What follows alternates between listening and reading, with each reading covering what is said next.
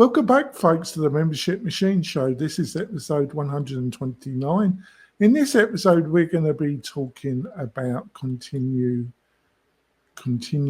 education. It's an area of e-learning and membership where both me and Kirk have seen people get some great success. We'd like in this episode to explain some of the basic principles of it, why it's slightly different from the general kind of membership website, give you some examples of people that we've worked with that have got success, and in the second half, look at some specific tools to produce material and learning management systems that you should consider to be the kind of platform for your success in this particular sector. Hopefully you're going to get some value from this, I think, and both Kirk and myself think you're going to. We've seen a tremendous amount of success for clients in this area. So, Kirk, would you like to quickly introduce yourself to the new listeners and viewers? Yeah, I would love to, Jonathan. My name is Kurt Von Annen. I own an agency called Mañana No Mas, and we work directly with the good folks over at WP-Tonic. That's fantastic. Before we go into the meat and potatoes of this great show, I've got a message from one of our major sponsors. We will be back in a few moments, folks. Hey, running a business is tough. You shouldn't have to worry about your website too.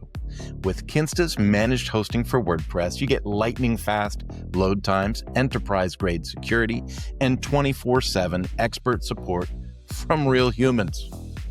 Switch to Kinsta and see site speeds improve by up to 200% with effortless migrations and powerful, easy-to-use dashboard.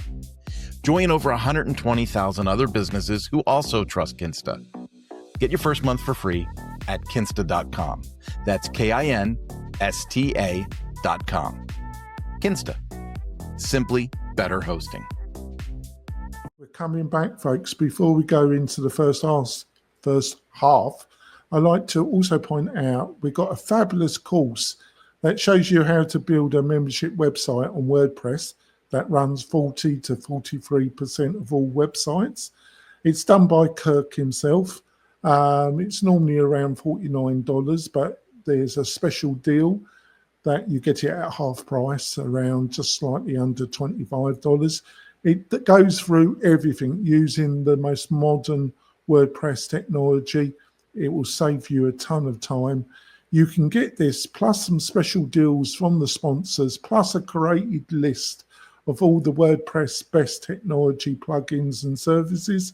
You can get all these goodies by going over to WP-Tonic.com/deals, WP-Tonic.com/deals. What more could you ask for?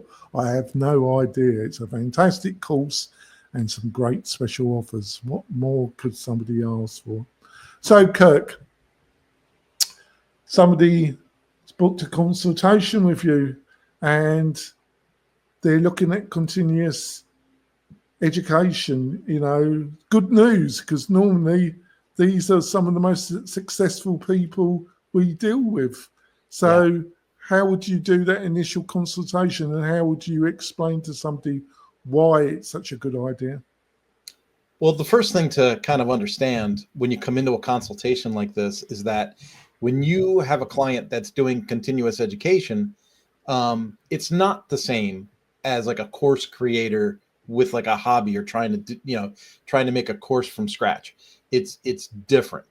So typically these folks are coming from more of a corporate background, some kind of expertise, and they have certain expectations that they already expect from their other learning environments.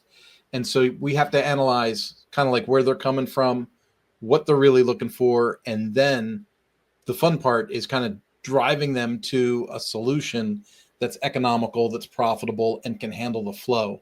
I think what a lot of people miss when we talk about continuous education or continuing ed is normally our content on this show is about know your offer, craft the perfect offer, build your audience, all that.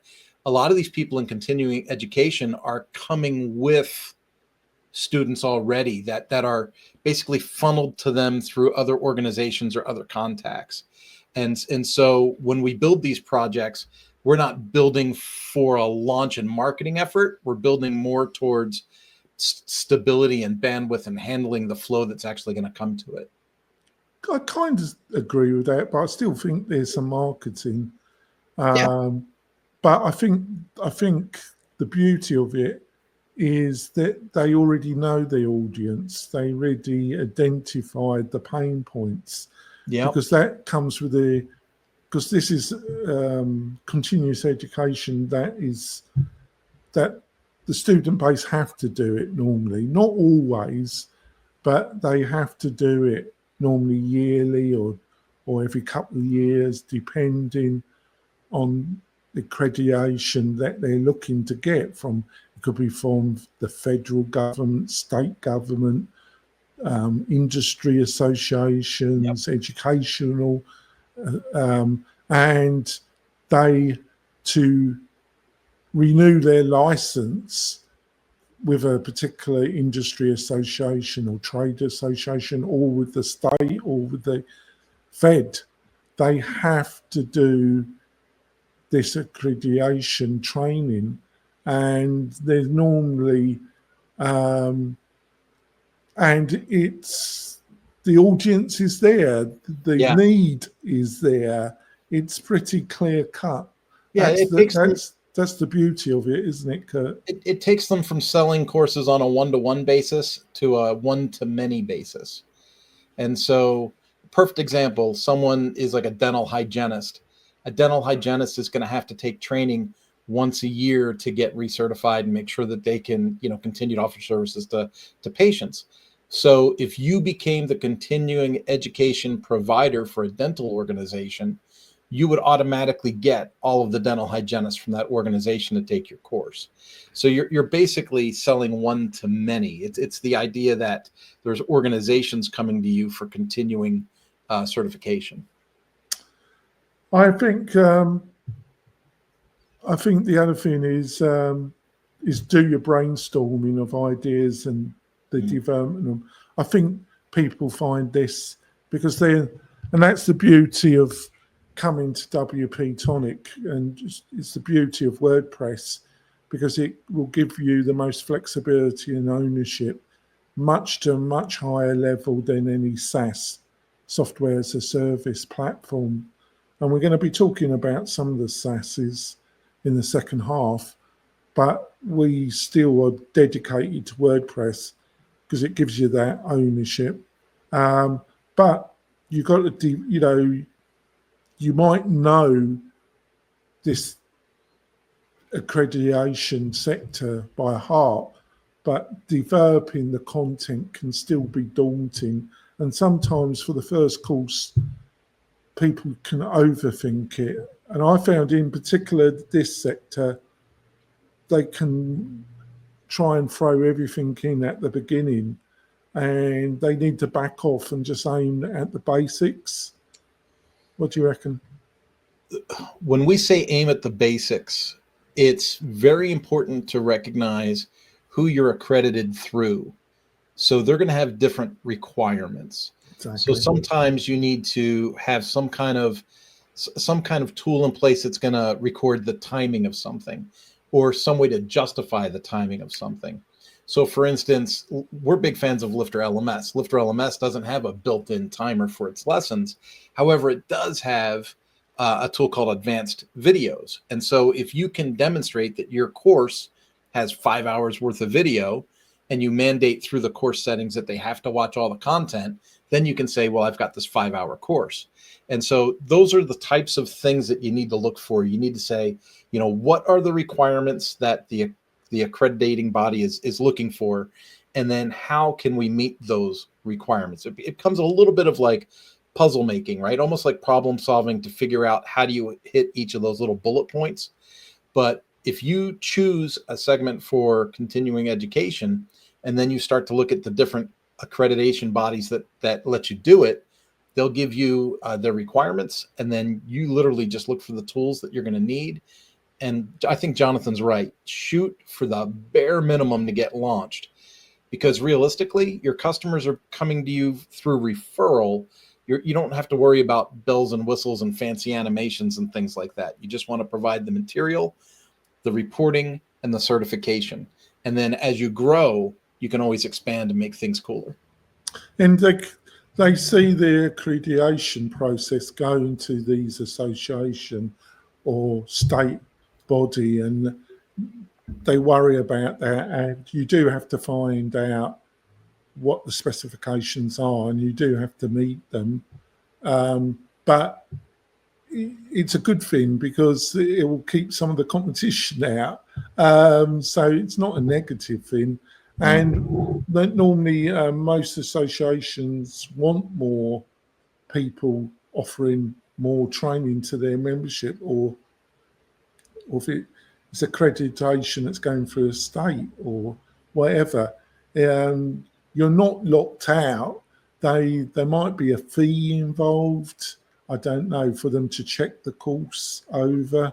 Yep. But it's normally not ridiculous, and but don't, like I say, I'm going to emphasize this again, don't go, get it accredited, meet the initial requirements, but treat it as a first of a stepping stone. Don't throw everything in at once, because you also want to learn from those students. But going to emphasize this again, the beauty of it is that there is audience. It's been proven there's audience. There's no guessing. It's there. It's established. You've probably got other players that you're going to go up against, but that's not terrible. Especially if you're going to do something a bit different. Yeah. When you think about it, it's all just part of the free market. Like welders. There's a ton of welders out there, and welders need continuing education as new things evolve and come out in the field. So in some cases, you don't even have to make all of the training content yourself. In some cases, the accrediting bodies will provide you with content or outlines or curriculum, and then you adjust it to fit your platform, and then you have the ability to sell that training to people that require the certification to keep on the job. So it's a really interesting way to look at things. When I was helping somebody get accredited for a NEMA 2000 course that deals with CAN bus networks on boats, it was a very interesting process, because right when it seemed like an absolute pain in the rear end, everything cleaned up and they got approved, and then they were in business.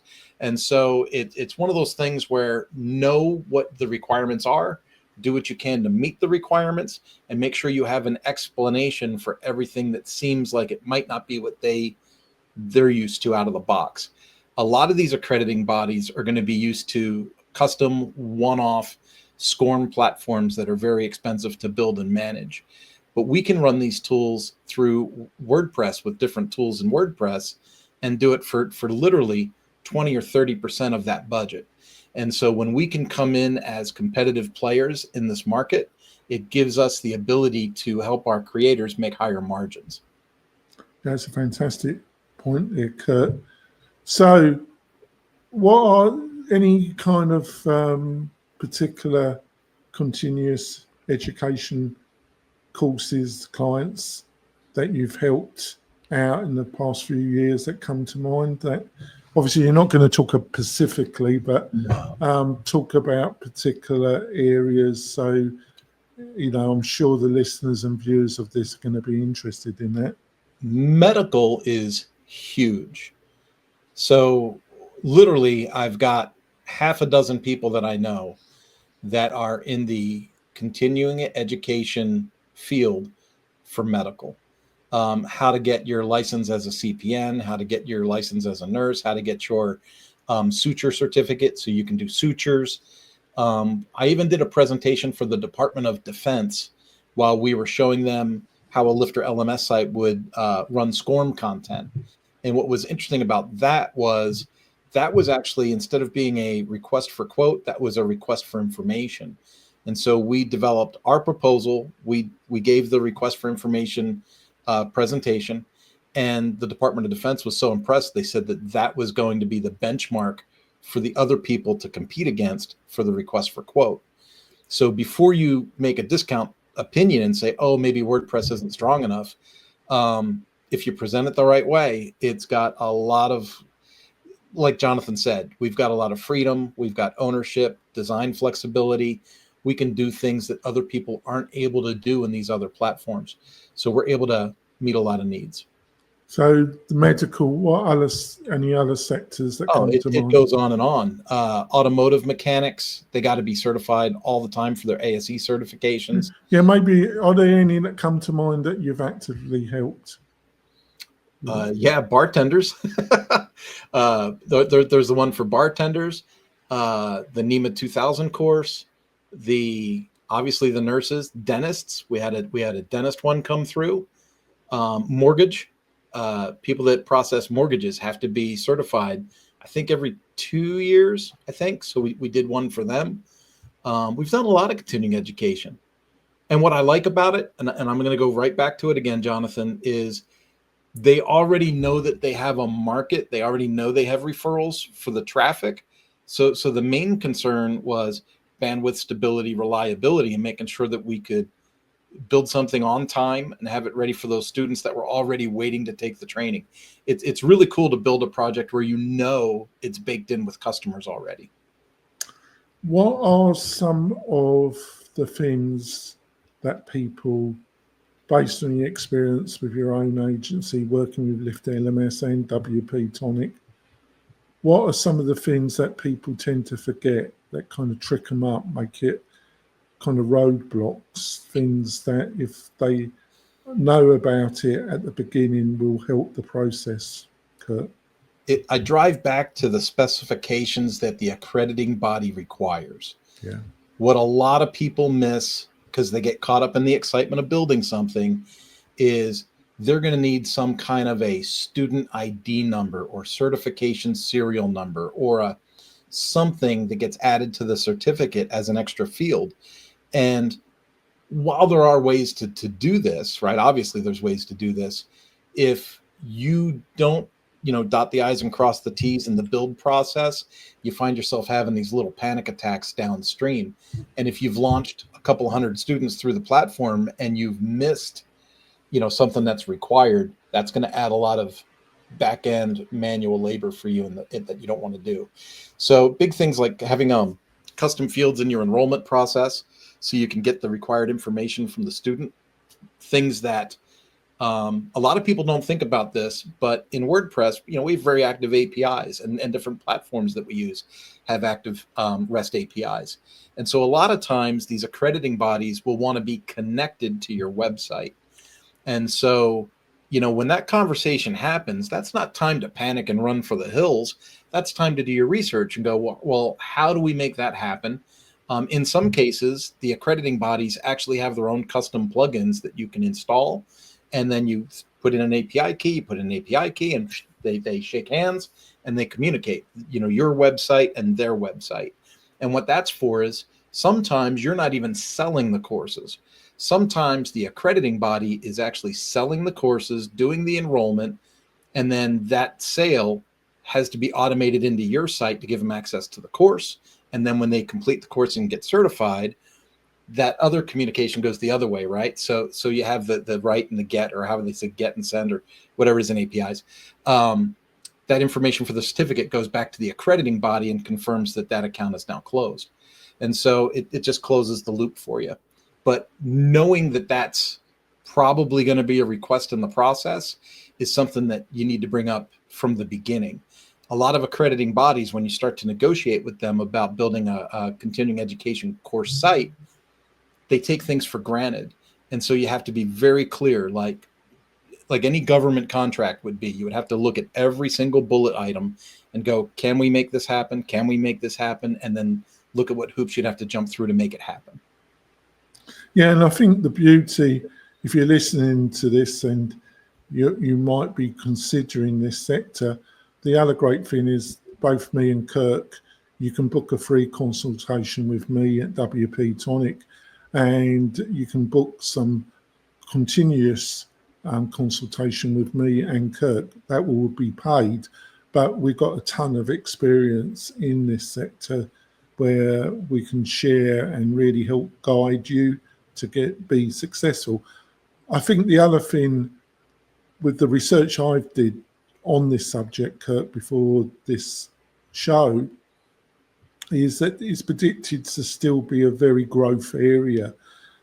Some of the online information that I was researching was saying that this area of continuous education has grown quite rapidly since COVID, and is predicted to keep on growing to 2030 continuously.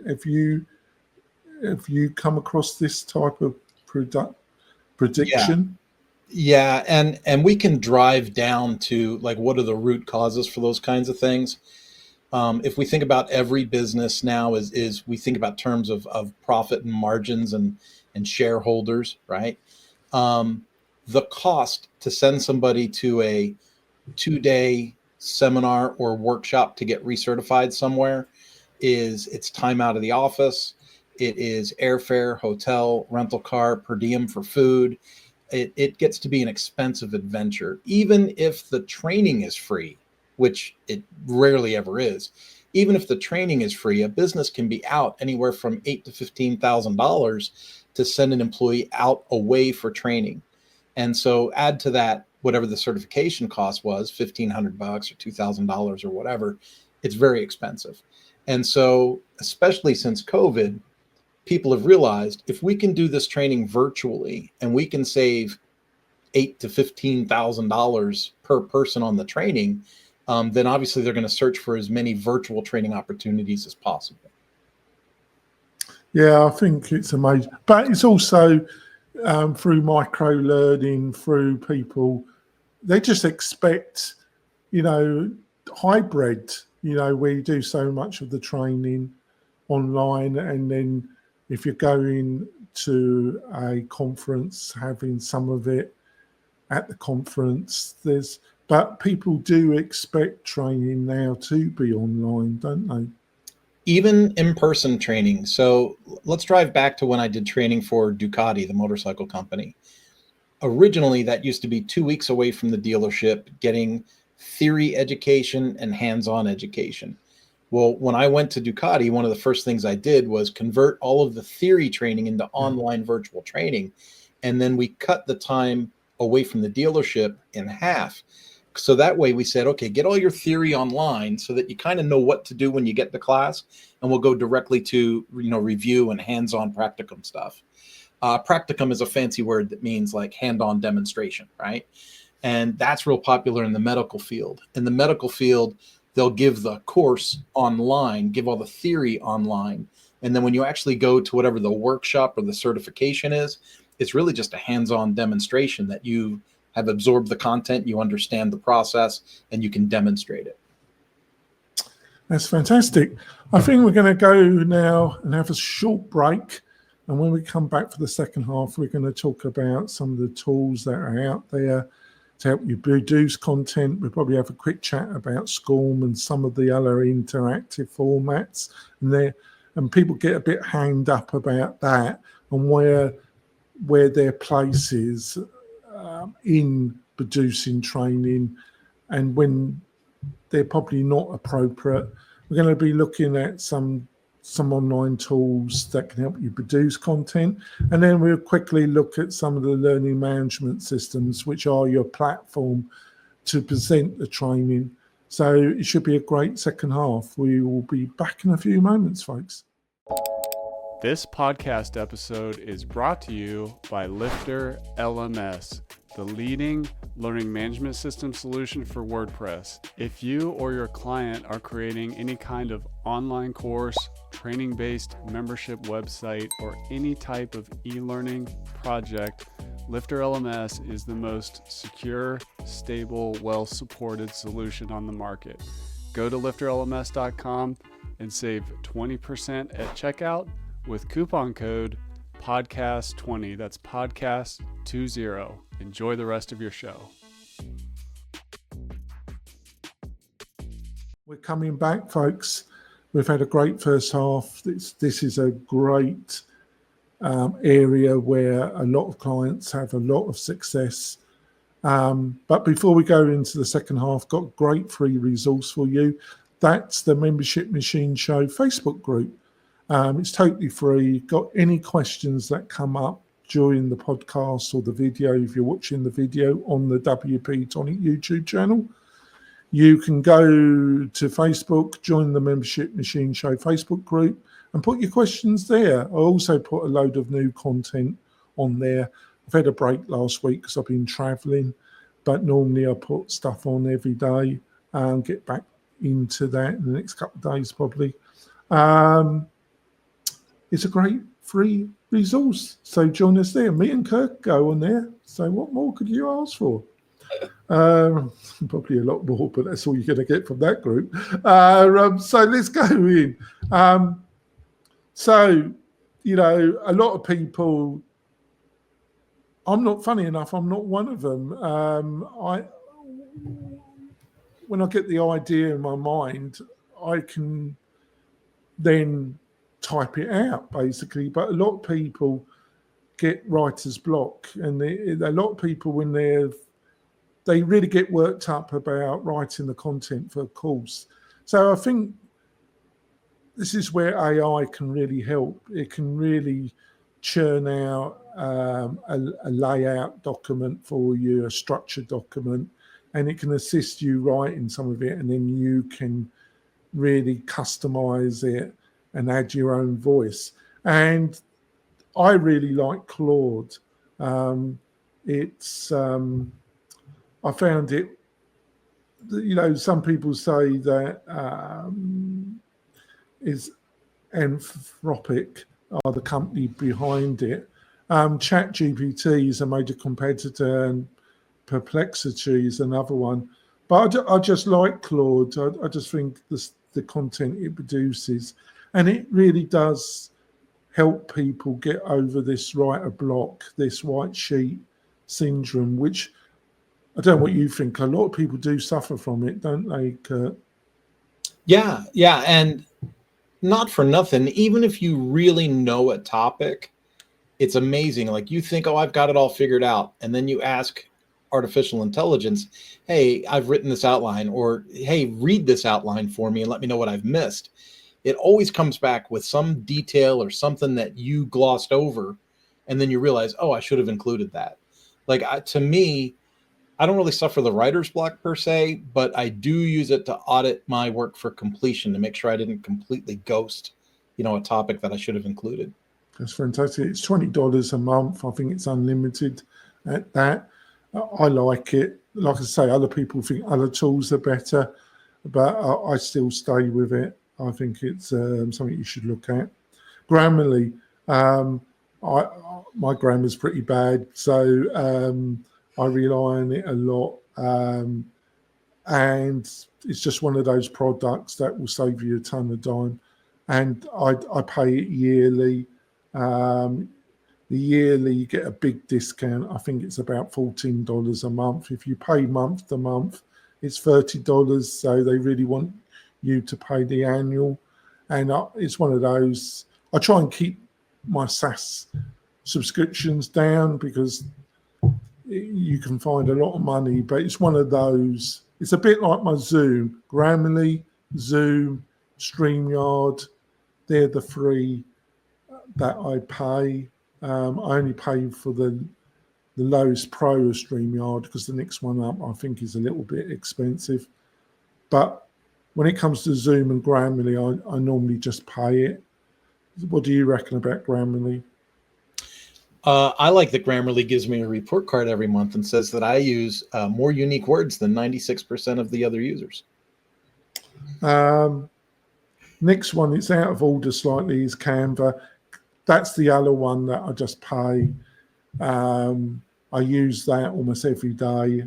I'm using Claude almost every day, Grammarly every day, and Canva every day. Still pay for my Photoshop, but I just use that like 20-30%, and the rest of the graphic I'm just using Canva a lot of the time. and I just think it's fantastic value. I can find the interface a bit frustrating. Obviously, Adobe, they've got their own kind of Canva competitor. I think that's Adobe Express. Yeah. So there's a few other competitors, but I still pay for Canva. What do you reckon, Kurt? I think everybody gets all my money, Jonathan, to be honest with you. I still have Canva. I have no idea why I pay for it. My kids use it. I have it. I have to use it for some of my clients. We share files back and forth and do stuff. But creatively, I don't really get as much out of it as I do for my Creative Cloud account. And I have a whole Creative Cloud account for another reason, right? Adobe's been getting all my money for all the years. So it's just one of those things. Like you said, these subscriptions can begin to stack up. On the AI side, because I use AI for some of my image generation, I'll do that through either Grok or through Magi. And Magi is just it's a conglomerate of AI tools, but I like that it has kind of agents built into it. So when I'm writing for e-learning material, it's got an agent for e-learning material, and it kind of customizes the output for what I'm working on. Right, on to some tools that came on my radar. I don't actively been using them, but they seem interesting. I don't know how to pronounce this correctly. Mentimeter. Mentimeter. How do you pronounce it? Mentimeter. Mentimeter. It's a kind of quizzes survey platform.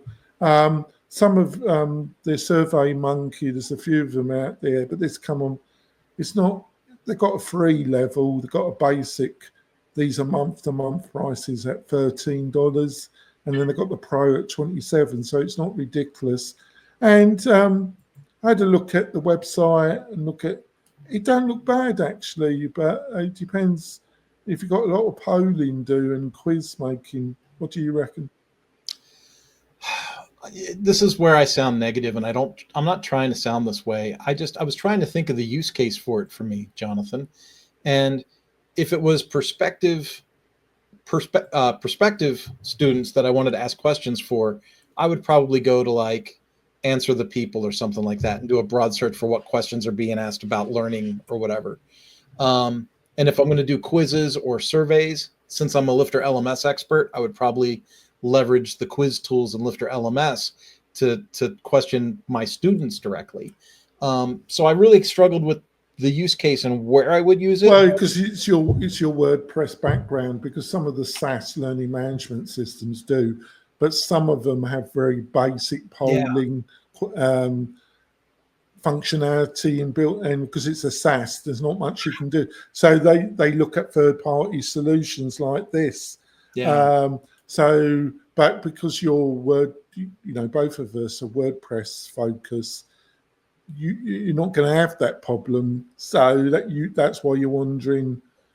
I did like its analyzing tools and things like that. So it seemed to do a good job of taking the responses and being able to give you a readout or a report of those responses in a way that I thought made more sense than what I see in SurveyMonkey. Yeah. There's a couple of AI tools aimed at education, especially, not specifically aimed at continuous, but there is kind of cross-fertilization because obviously you are in e-learning, and one of them was Magic School, and then the other one is how do you pronounce it? Edicide AI? I can't even, it's like Eduade. Eduade. Eduade. That's a really bad name. Where do they get these gods? Magic School, fair enough, but Magic School, $99 per year. EduDay or AI, whatever you call it, as free, or they've got a pro version at $5.99. The problem, they're specifically aimed at helping schools, teachers, educator. Had some but I just think it's very early days when it comes to building these AI tools. Are you going to get enough value out of it than just using Claude or using GPT? That's the big question, isn't it? Well, I go back to like when you had Ryan on from Write Blogger. Could I use Chat GPT to come up with ideas for articles, or did I like the way Write Blogger formatted the responses so I could take them and use them right away the way they were? These SaaS AI tools, like I'm going to use Magic School for the example. The Magic School example is giving the instructors more of a instructor's view. It's giving it more of a complete package. Whereas when you're in ChatGPT, Perplexity, Claude, whatever, you're basically looking at a chat screen and it's giving you text, but it's not giving you the environment for the text. Yes. Whereas For the prompts. Magic School's kind of filling in the blanks for you. But here's my nightmare with these tools. And take this with a grain of salt, Jonathan. My fear is that these schools latch on to these AI tools and then they put interns or hourly people or somebody, hey, I need you to make the course for geography. I need you to make the course for this. And then when the instructors actually get these materials that are created by substandard creators, it doesn't make sense. Because I go back to the whole thing with AI is like AI is great and it saves time as long as you're an expert and you know what the output's supposed to be. But if they misuse the tool, they're going to make substandard content for the student. It's not if, they will. Yeah. You know, and I know. Yeah. It's going on right now as we speak, I would imagine. It's just a fact of the situation. But yeah, that's a good point. Right, let's go on to some of the learning management systems. Obviously, we're WordPress guys. There's 3 main ones that I would recommend. I would recommend straight away Lifter LMS, LearnDash, and Tutor LMS. They all do a good job. If you're in the continuous education, like I say, the only area, but I don't know. I definitely know about LearnDash.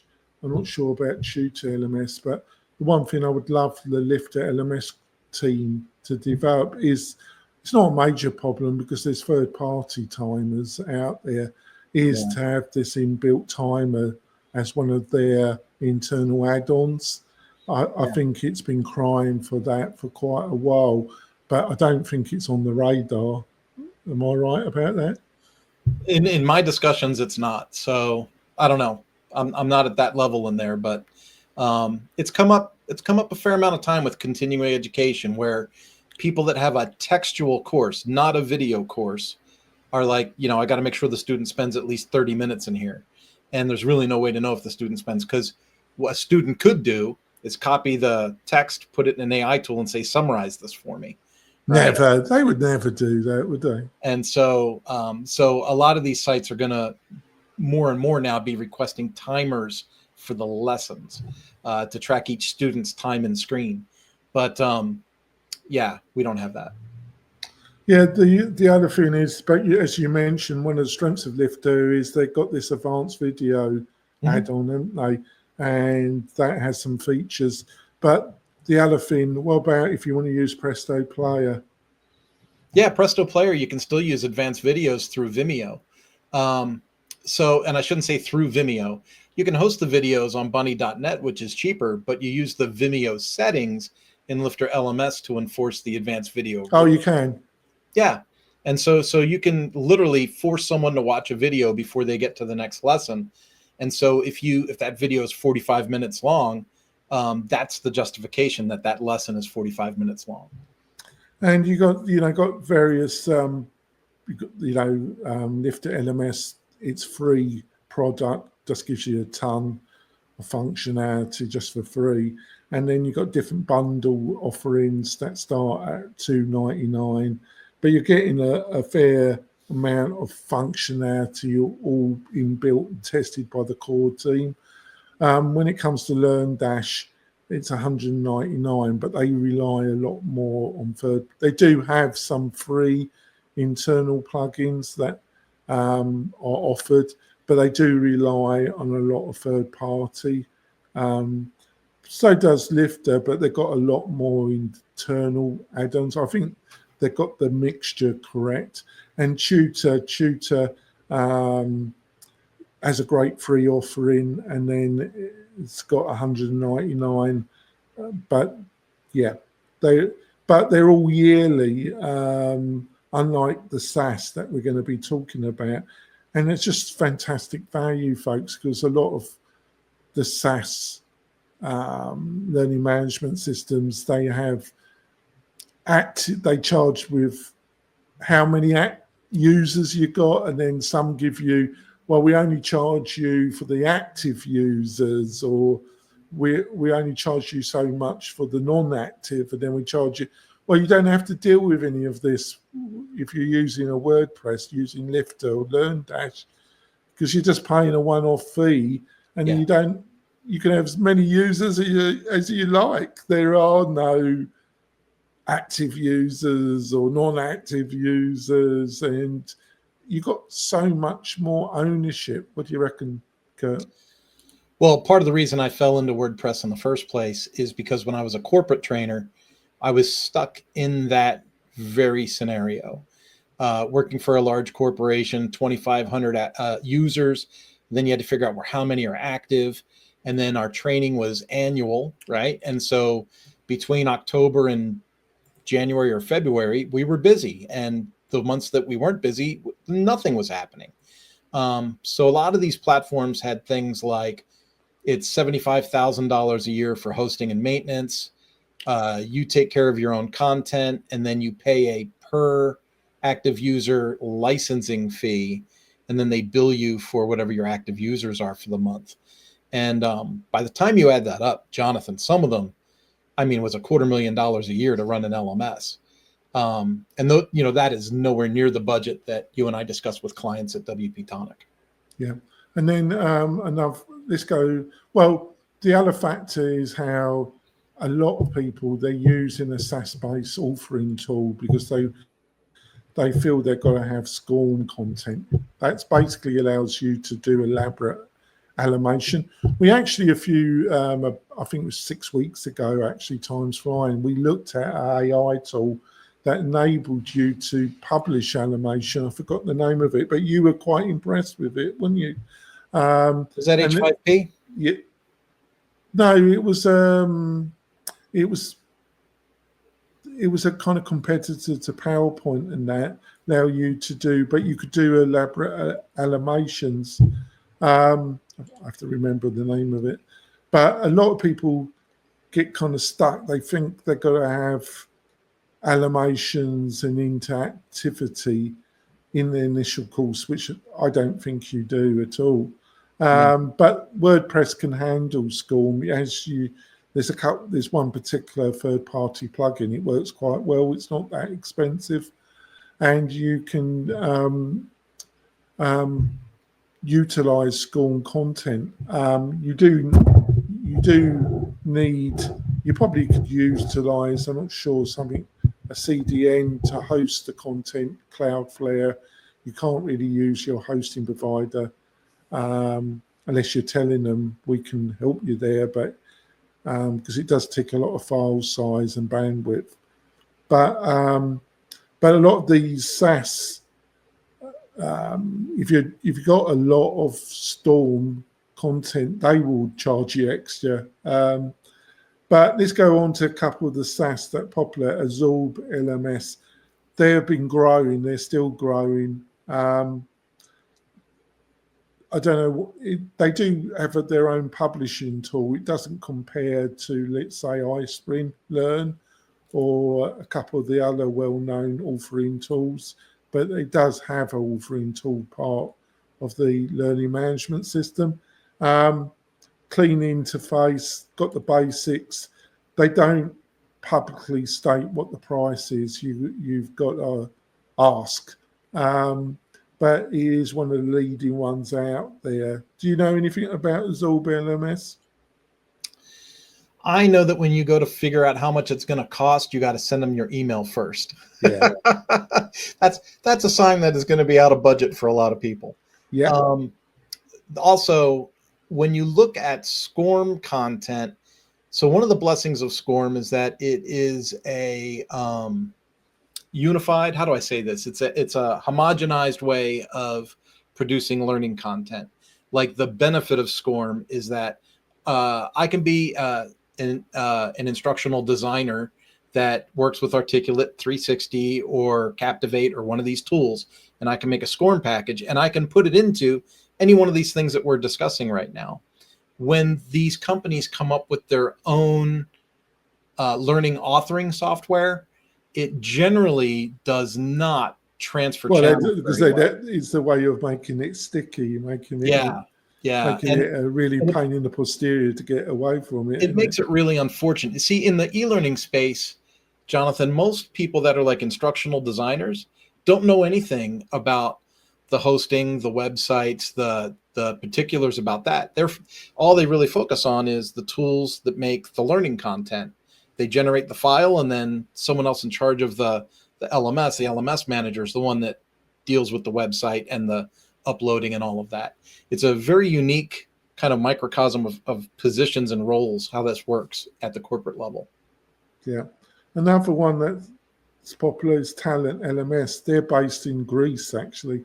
Got more transparent pricing. But to me, the interface and the core functionality between it and Absorb LMS seems very similar, but they're two highly respected platforms.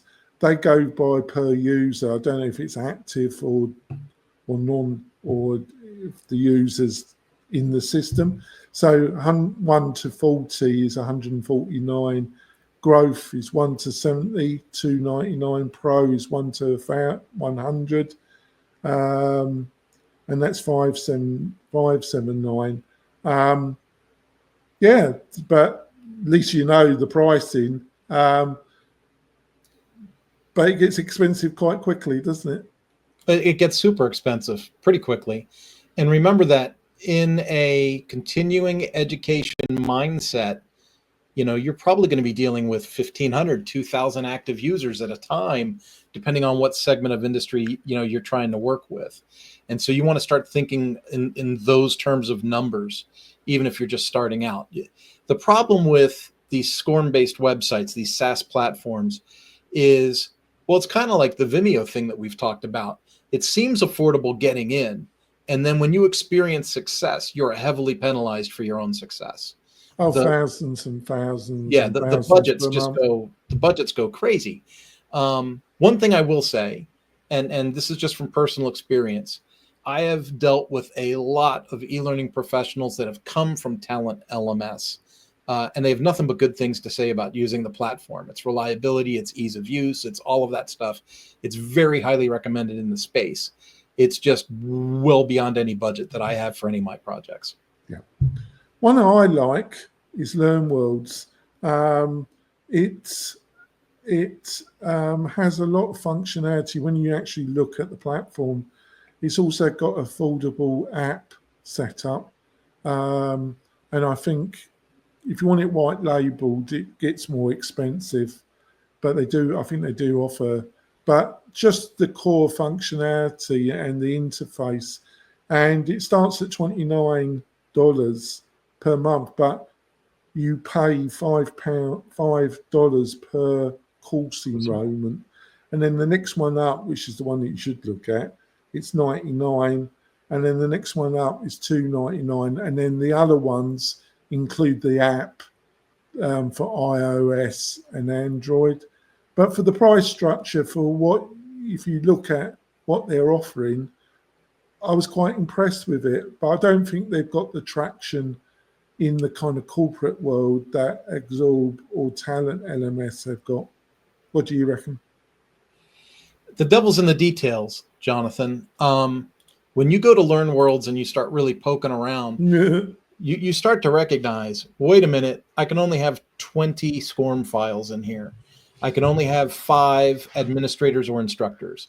I can only have, this many. And, what is an active student? I mean, at least with LearnWorlds, they're saying, hey, it's $5 per enrollment. I think that's actually a little bit better than the deal that says, active users. Because think about this, active monthly users is like, so let's say someone takes your course and then a year later goes, oh, what did they talk about in that course? And they look something up, in like May. That's going to be an active user for May. So it's it always, your pricing is never really in your control. And that's always been something that's held me back. In the WordPress space, it's unlimited courses, unlimited instructors, unlimited administrators, unlimited students. The only thing that's going to hold you back is your hosting. And if you've got a strong host like WP-Tonic, you're going to cover yourself. Yeah, because something like this, I normally put it on Vulture. You're going to have to go with a plan that's higher than a starter plan. But the next one up, Growth, it's about 110, I think. You get Vulture and you get everything thrown in, and you get our support as well. It's a great offering. Next one, which I don't know much about, 360learning.com. Obviously, 360, I thought, is it something to do with Microsoft? I don't think it is. And they start at $8 per user, up to 100 users. As I did a bit of research, it doesn't strike me it's offering anything. But I suppose compared to Exorb or Talent, I don't know what to say about it. What do you reckon? If you're doing a proof of concept to test a course, it's a wonderful way to go, because that pricing model is, like 8 times 100, $800 a month. It seems crazy, right? But if you were going to test a course to see, hey, is this sellable? Is this attractive? Do people like the offer? It's a good platform to do a sampling on, I think, in that way. I don't think it's anything I'd be locked into long term, though. One thing that's nice about 360 Learning is the user interface seems to be really modern looking. Yeah. And that I like. I think what happens a lot with learning sites is they look horribly, horribly antiquated. Lifter LMS, when they were on the Launchpad theme, because they had their own theme in WordPress, that Launchpad theme was horribly dated. And then when it came out with SkyPilot, I'm not saying SkyPilot's the best theme ever. I mean, it's full site editing. You can't stand it. But appearance wise, it's beautiful. It's nice. It's nice. Yeah. It's just, it's just my opinion. I'm just not a big fan of full site editing. And so when I see a site like 360 Learning and I see the products that 360 Learning puts out, it's very fresh. It's very modern. It's very light feeling to the user, which I think goes a fair distance, right? Like because so much stuff in the e-learning space is very plain and dated and ugly. I think to finish off, I think one of the areas that the WordPress offering is criticised, and this applies to Lifter LMS, LearnDash, Tutor LMS, is the reporting, because a lot of people say, well, like Exorb or Talent LMS or 360, the reporting functionality is going to be a lot more focused at the corporate market. I think Lifter's done a reasonable job, but what people don't understand with any of these, with Lifter LMS, with LearnDash, I can't on my heart comment about Tutor LMS because I just haven't had the practical experience with it. But both with Lifter LMS and LearnDash, but you can customize the solution. You can get like WP-Tonic to add through a custom plugin. You can get whatever reporting functionality. Obviously, it's limited. There's some things that just can't be done, but it's there. Where with a SaaS, if the reporting doesn't really do what you're really looking for, well, you just got to suck it up, haven't you? You just got to suck it up. The thing that we have to really pay attention to, especially when we start talking about SCORM in the education space, is when SCORM's hooked up to what they call a learning record store. That's where it stores a record of all the activities that the student takes within the training course. And so if a SCORM package has a lot of interactivities and quizzes and knowledge checks and all those things, to your point, Jonathan, people that are used to the reporting from like an LRS system, they're going to be like, well, I want to see what happened on this screen or on that quiz or on this knowledge check, or how many people got held up on question 4. and they look at those kinds of things. But in the grand scheme, in the big picture, from a percentage wholesale basis, how important really is that level of granular reporting? It really isn't, right? Your No, main thing I is don't think it is, but yeah. your main thing is, how many enrollments did we have? How many people started the course? Out of all those that started, how many finished the dang thing, and who got a certificate? And if you have a really good CRM in your system, you're going to be able to send out, reminders and things like that to the students to help with course completion. So I think the reporting in Lifter LMS is super, super solid. The one thing that I would add if I was a continuing education professional is, let's say that it was a requirement that I had to know the student identification number from their enrollment or something. I would create that as a custom field in the enrollment process. And then I would also add that field to the reporting as a custom column. That way, if we ever pulled a student report, that would be one of the searchable items in the CSV file. Yeah. Well, I think we've done a good job here. So, Kirk, what's the best way for people to find out more about you and your thoughts and what you're up to?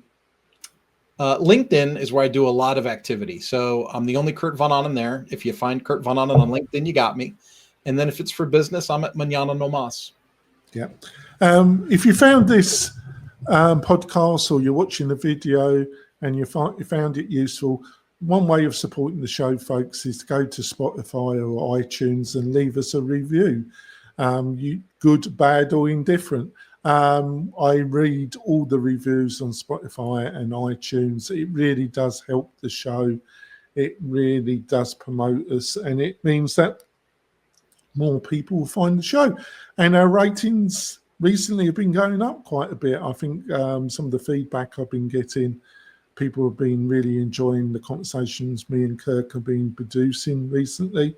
I think we've been covering some great stuff. We love some feedback from you as well about what subjects you would like us to cover in the coming weeks and months. That would be great. But like I say, if you want to support the show, go to Spotify or iTunes and leave us a review. We will be back next week covering a topic that will help you in continuous learning or building a membership or community on WordPress, but we cover almost every aspect, WordPress and SaaS. We will be back next week, folks. Bye.